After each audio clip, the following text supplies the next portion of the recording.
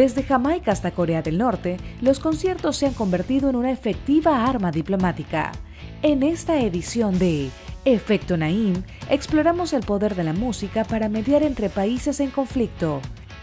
Además, hablamos del controversial ingreso básico universal con una de sus defensoras. ¿Deben los gobiernos regalarle dinero a la gente?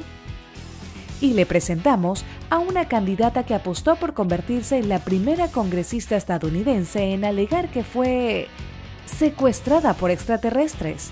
Esto y más a continuación.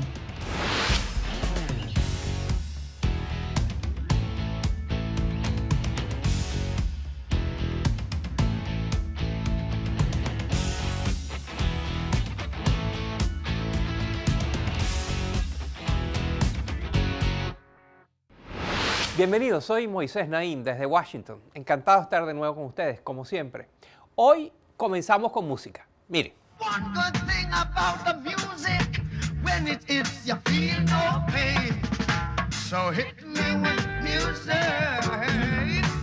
Se trata del concierto One Love Peace, que se celebró en 1978 en Kingston, Jamaica, mientras ese país estaba sumido en un sangriento conflicto político.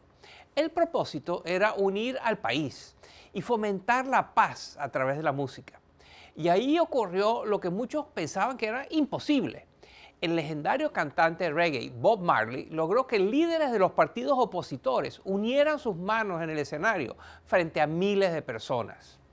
El concierto por sí solo, por supuesto que no acabó con la violencia en Jamaica, pero es un ejemplo clásico del poder de la música en la mediación y a veces hasta en la facilitar que se resuelvan los conflictos políticos y de otro tipo.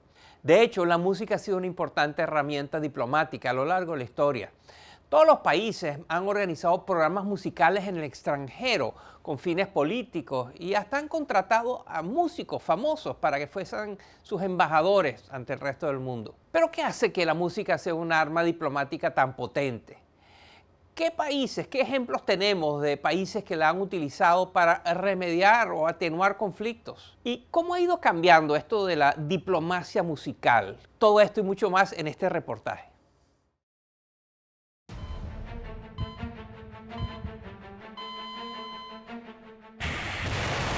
...2016... Pruebas nucleares en Corea del Norte provocaron un terremoto de 5,3 grados de magnitud que afectó a Corea del Sur. En respuesta, los surcoreanos encendieron decenas de altavoces con K-pop a lo largo de una de las fronteras más militarizadas del mundo. Sí, esa pegajosa música de ritmos electrónicos que se ha popularizado alrededor del mundo, pero que en Corea del Norte el gobierno tenía prohibida. 2 años después, en abril de 2018, el K-pop pondría a bailar hasta el dictador norcoreano. Era el primer concierto de músicos surcoreanos en Corea del Norte en más de una década y el primero al que Kim Jong-un asistía. También fue un primer paso hacia la mesa de negociación, pues a finales de mes los jefes de ambas naciones se presentaron en una reunión histórica. Hablamos del poder de la música para mediar entre países en conflicto con Kendra Salwa, una experta en la materia.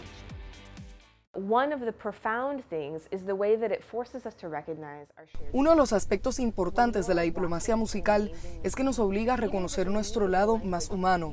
Verse conmovido tras ver un músico talentoso se convierte en una experiencia compartida que puede fomentar una relación entre los espectadores, sin importar el idioma que hablen, las diferencias culturales o desacuerdos que puedan tener. Salwa nos contó que la llamada diplomacia musical existe prácticamente desde que existen los gobiernos. Pero quizá uno de los casos más emblemáticos ocurrió durante la Guerra Fría, cuando Estados Unidos y la Unión Soviética luchaban por dominar el terreno geopolítico y la cultura se volvió una herramienta para hacer propaganda en el exterior.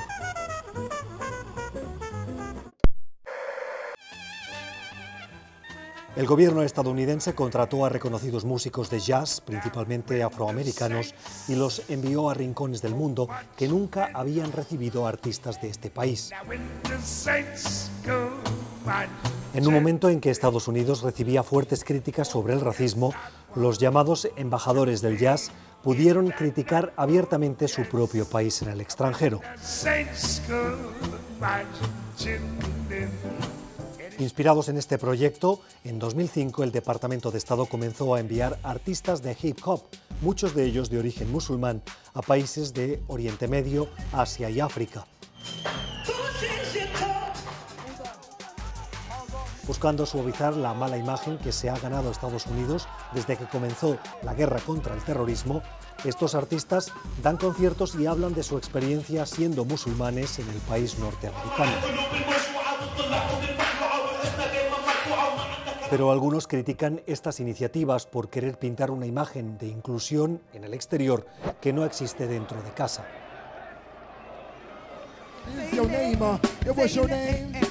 Además, no es fácil medir el impacto de estos esfuerzos.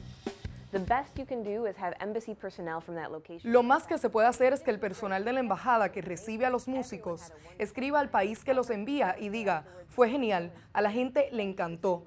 Es data buena, pero está sesgada hacia el éxito.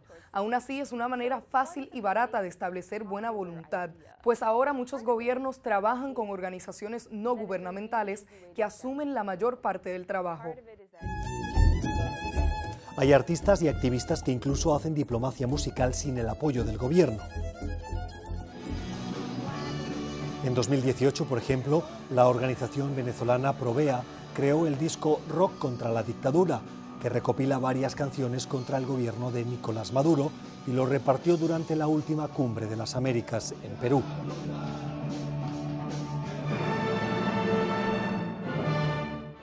Otro de los casos más famosos es la Orquesta del Diván de Oriente y Occidente, fundada en 1999 por el director de orquesta israelí Daniel Barenboim y el escritor palestino Edward Said. Conformada por músicos jóvenes de Israel y países árabes, busca fomentar entendimiento mutuo con respecto al conflicto árabe-israelí. No es un proyecto que busca normalizar, no se trata de decir qué bonito que todos seamos músicos, toquemos juntos y olvidemos todo lo demás. Por el contrario, es un proyecto donde todos tienen la posibilidad, el derecho y el deber de expresar su opinión.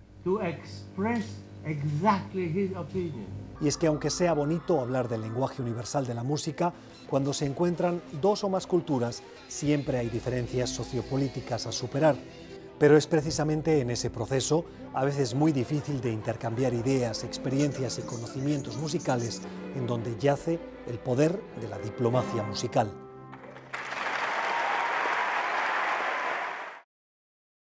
La música, una inesperada arma contra el conflicto. Y al regresar de la pausa, cambiamos de tema. Les voy a hablar de algo muy controvertido, una cosa que se llama el ingreso básico universal. ¿Qué es eso? Lo vamos a discutir con la persona que más ha estudiado este tipo de iniciativas en todo el mundo. Los vamos a sorprender, no se vayan.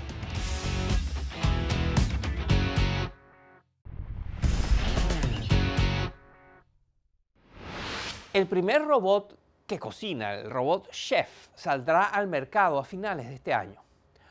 O al menos eso es lo que promete Molly Robotics. Esta es una compañía de Inglaterra que ha diseñado un robot inteligente.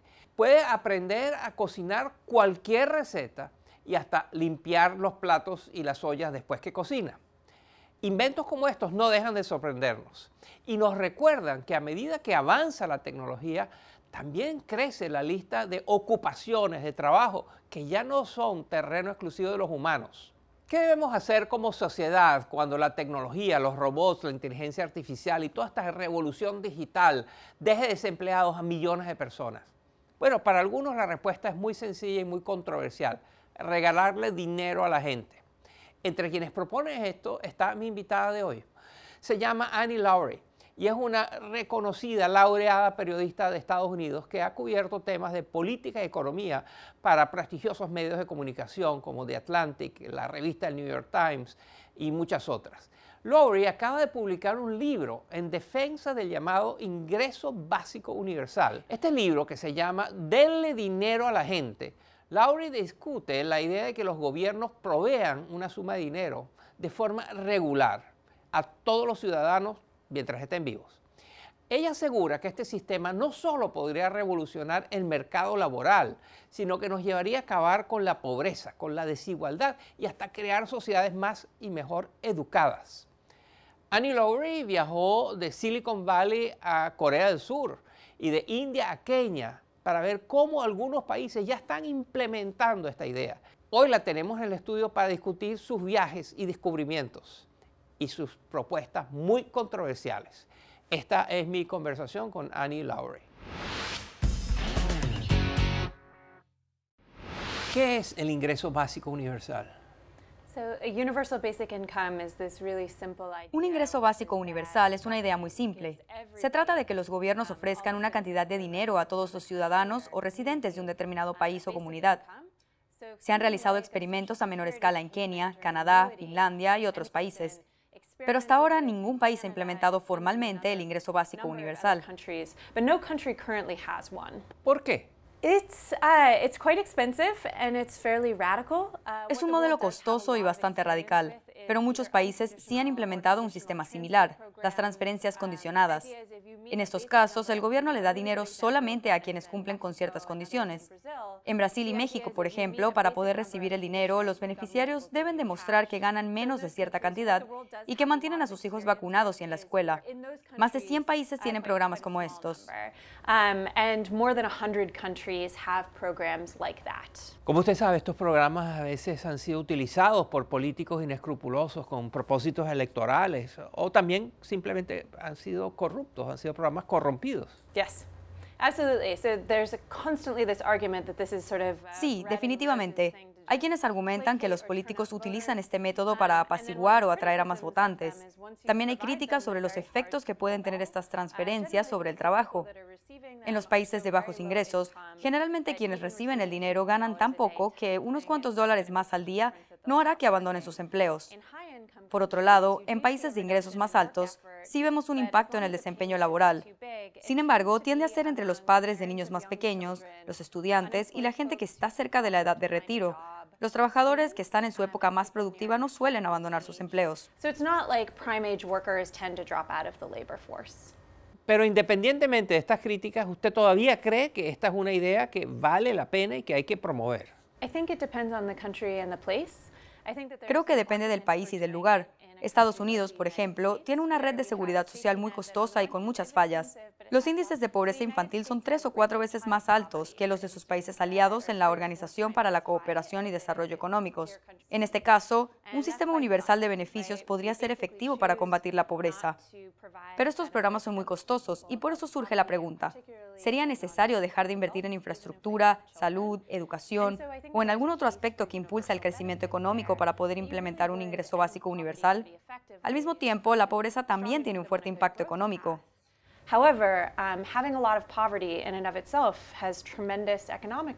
En su investigación para este libro, usted viajó por todo el mundo y llegó a Kenia, donde vio un programa muy específico sobre esto. Cuéntenos. Es una iniciativa increíble. La organización sin fines de lucro Give Directly, o Da Directamente, identificó aldeas en Kenia donde el ingreso promedio está por debajo de la línea de pobreza establecida por el Banco Mundial. Le entregó celulares a todos los residentes de esas aldeas y a través de esa vía comenzó a pagarles unos $20 mensuales. Su idea es continuar haciendo los pagos durante 12 años y evaluar a estas comunidades para ver en qué se gastan el dinero y cómo les cambia la vida. Este probablemente sea el mejor experimento de ingreso básico universal que se haya hecho a nivel mundial.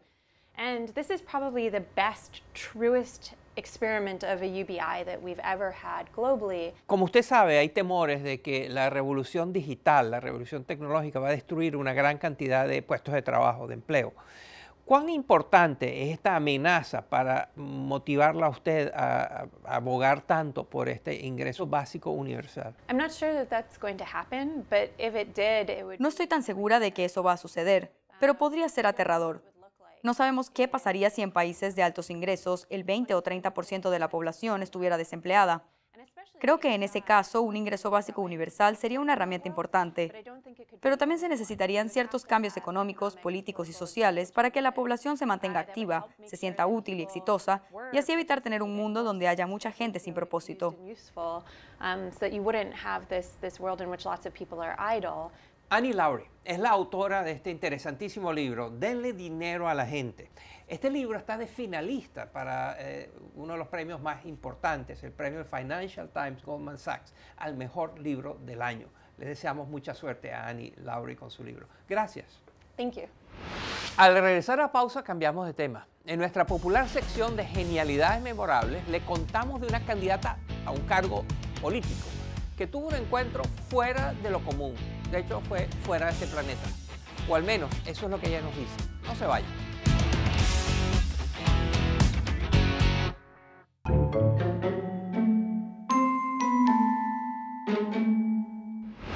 En la política, tener una historia emocionante, diferente o inspiradora puede darle ciertas ventajas a los candidatos que están buscando los votos de la gente. Son muchos los que han aprovechado su pasado para obtener votos y simpatías, apoyos. Explotan y aprovechan tener un pasado como líder revolucionario, como ex guerrillera, como estrella de televisión, como líder de proyectos sociales, etc. Pero la genio memorable de esta semana no solo tiene una historia única, su historia es fuera de este mundo. Su nombre es Bettina Rodríguez Aguilera y fue candidata al Congreso de Estados Unidos representando el estado de Florida. La señora Bettina es una refugiada cubana, país donde su padre fue prisionero político. Pero este detalle no es lo que la hizo famosa. Ella asegura haber tenido un increíble encuentro con representantes de un lugar mucho, mucho más lejano. Miren. Bettina Rodríguez Aguilera aspiraba a representar el estado de la Florida en las elecciones de 2018 para renovar el Congreso estadounidense. Y de ganar, Rodríguez Aguilera se convertiría en la primera congresista en la historia de Estados Unidos en haber sido secuestrada por extraterrestres.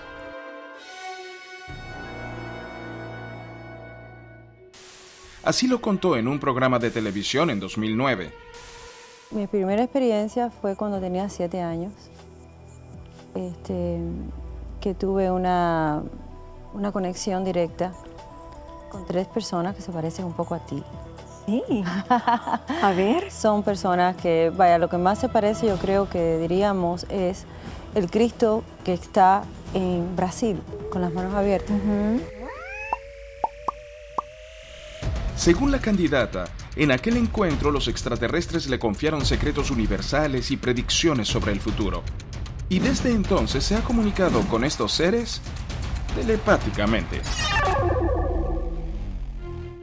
La posibilidad de tener a alguien con conocimientos tan privilegiados en el Congreso entusiasmó a uno de los lobby o grupos de cabildeo más peculiares de Washington, D.C. El grupo de investigación Paradigma, dedicado, por supuesto, a revelar información presuntamente ocultada por el gobierno sobre los extraterrestres. Pero Bettina Rodríguez Aguilera también recibió el apoyo de entes menos intergalácticos. El reconocido periódico Miami Herald la apoyó públicamente subrayando su trayectoria en el servicio público, incluso si se trataba de una candidata inusual.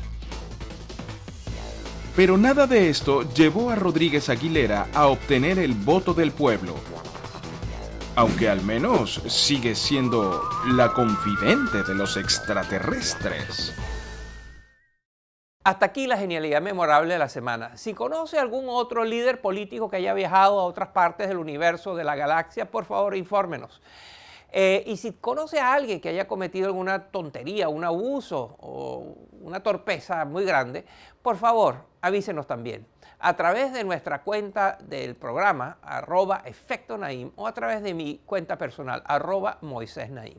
Y para terminar el programa, los vamos a llevar a pueblos muy particulares. Un viaje muy interesante con todos ustedes. Son pueblos que se han dado a conocer por lo que producen, desde pelotas de fútbol a fuegos artificiales o adornos de Navidad. Y es que sus economías muchas veces giran totalmente, exclusivamente en torno a la producción de una sola cosa. Miren. El taller de Papá Noel no está en el Polo Norte, está en la ciudad china de Yiwu. Sí, al sur de Shanghái. En donde no hay ni un poco de nieve natural a la vista, se producen la mayoría de los accesorios navideños del mundo. No es casualidad que el hecho en China aparece en todo tipo de productos. El gigante asiático está lleno de pueblos como este. Pero China no está solo. Un paseo por Monguí, Colombia, deja en evidencia cuál es la principal fuente de ingreso del pueblo: la producción de balones cocidos a mano. En Tultepec, México, se encuentra el mercado pirotécnico más grande del país, y a pesar de que han ocurrido trágicos accidentes, los habitantes siguen fieles a su oficio, celebrando cada año el colorido Festival Nacional de la Pirotecnia. La gente de eso vivimos, de la pirotecnia, y creo que así haya muchos accidentes, no se va a acabar aquí la pirotecnia.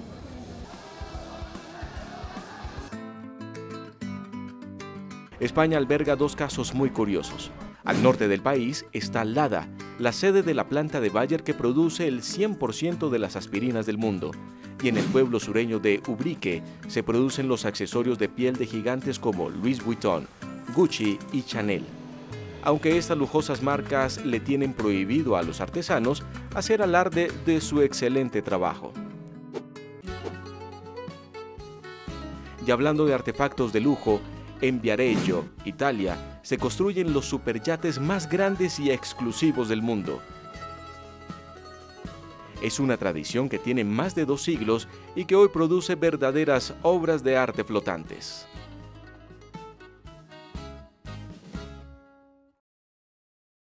¿Hay alguna ciudad o pueblo que hace una sola cosa que usted conoce y que no hemos incluido en la lista? Nos encantaría incluirla. Por favor, déjenoslo saber a través de las redes sociales. Y hasta aquí el programa de hoy. Espero que les haya gustado. Recuerde, si quiere volver a verlo o ver cualquiera de nuestros programas, simplemente vaya a efectonaim.com en internet. Ahí está todo y ahí se puede inscribir a nuestro boletín, donde todos los lunes le mandamos el programa de la semana. Gracias por acompañarnos. Espero que se hayan divertido. Espero que se hayan interesado por lo que les mostramos. Nos vemos la semana entrante.